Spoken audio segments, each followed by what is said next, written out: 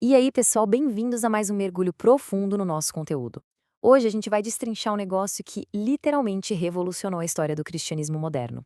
Vamos explorar detalhadamente todo aquele capítulo incrível do livro A Oração Eficaz, do Dr. Paul Yonggi Cho, focando na poderosa oração do tabernáculo e em como toda essa estrutura antiga aponta direto para Jesus. Para quem sempre quis ter um tempo de oração mais focado, vivo e transformador, esse é o nosso estudo definitivo.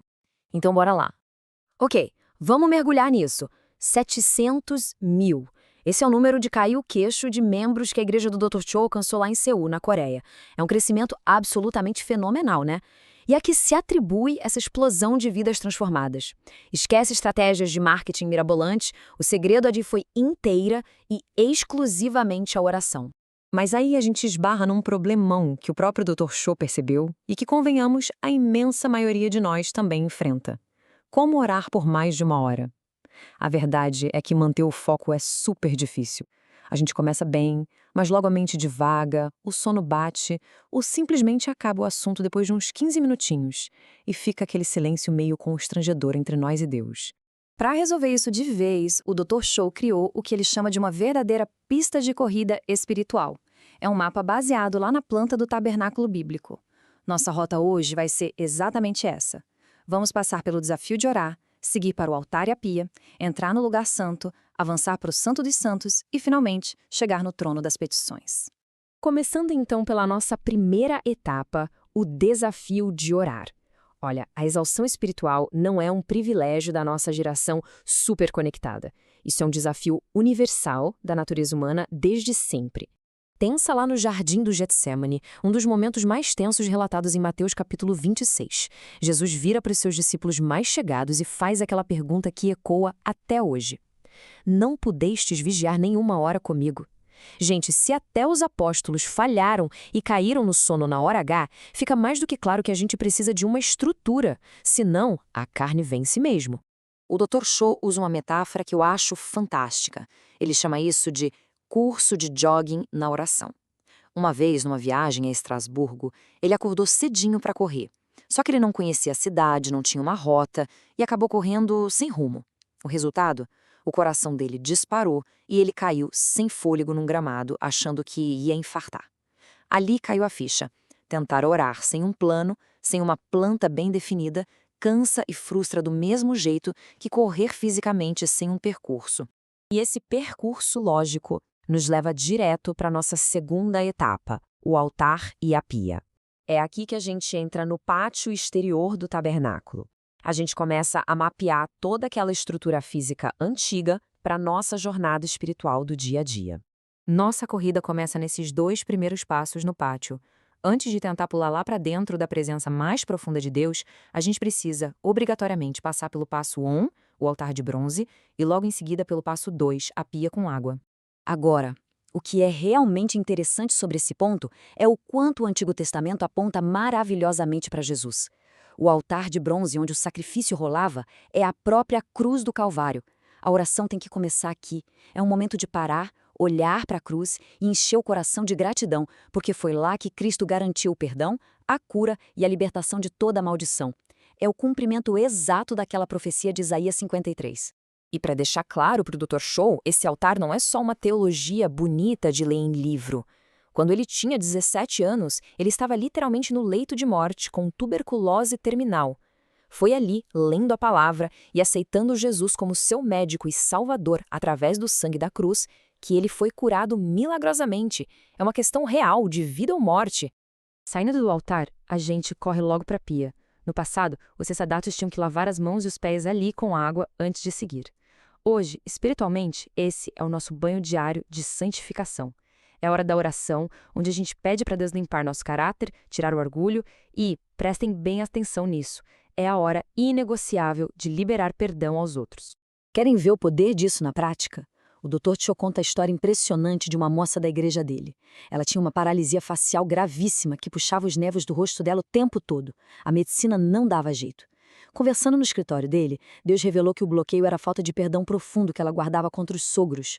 Olha só, no momento exato em que ela dobrou o joelho na igreja, chorou e liberou perdão de verdade, vivendo a tábua da pia, o rosto dela voltou ao normal na hora, instantaneamente. Bom, Com o coração purificado na pia, a gente está pronto para o próximo nível. Entramos na seção 3, o lugar santo. Aqui, a gente deixa a luz do sol lá fora, no pátio, e entra num espaço de comunhão muito, mas muito íntima com Deus. Isso ilustra de forma brilhante como os itens desse lugar santo são um mapa do nosso crescimento em Cristo. Dá uma olhada.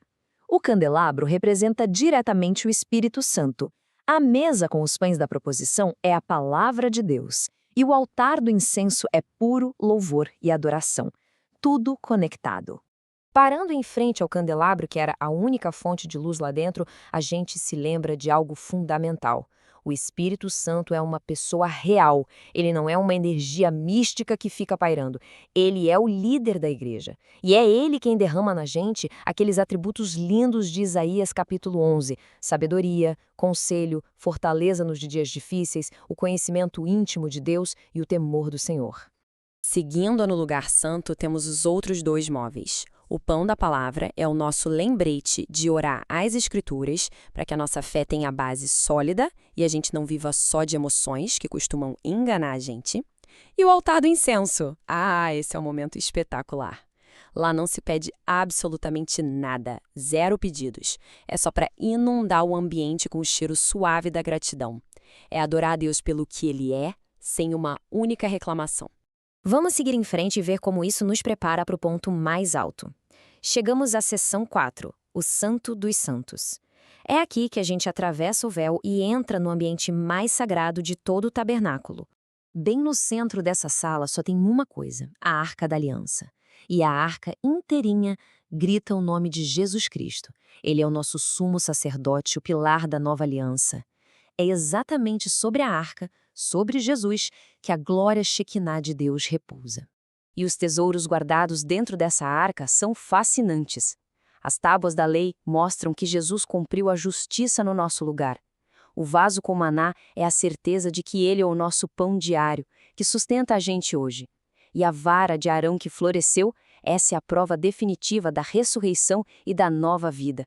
É aqui que a nossa adoração atinge o nível mais profundo de todos. E só depois de tudo isso é que a gente chega na fase final, a seção 5, o trono das petições. Sacaram o segredo?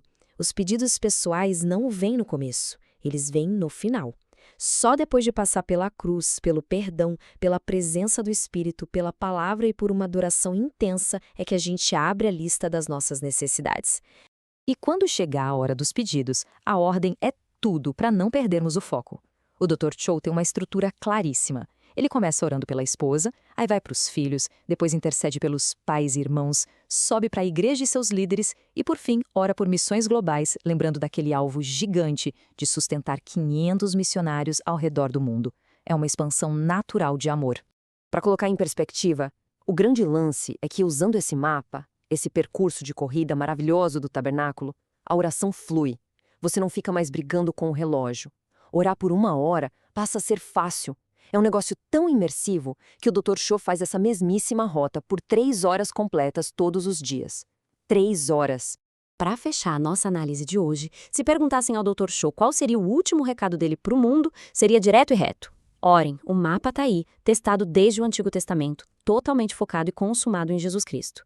Agora, a bola está com a gente. Sabendo que essa planta espetacular existe, quem é que topa dar aquele primeiro passo lá no pátio amanhã cedo? Reflitam sobre isso. Um abraço e até a próxima.